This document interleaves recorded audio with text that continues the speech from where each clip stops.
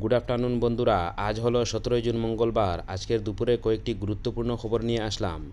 ধুবড়ীর গোমাংসের কাণ্ডে বিজেপি আরএসএসকে দুষেছেন গৌরব।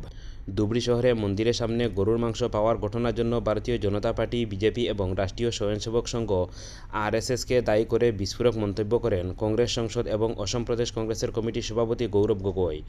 গৌরব দাবি করেন, মন্দিরে গরুর মাংস রাখার পিছনে বিজেপি এবং আরএসএসের হাত রয়েছে। তিনি বলেন, এটি একটি ষড়যন্ত্র যার মাধ্যমে বিজেপি এবং আরএসএস সাম্প্রদায়িক উত্তেজনা সৃষ্টি করতে চায়। তিনি আরও দাবি করেন, অসমে যারা আরএসএসের সঙ্গে যুক্ত তাদের পুলিশ স্টেশনে নিবন্ধন করতে হবে যাতে তাদের গতিবিধির উপর নজর রাখা যায়।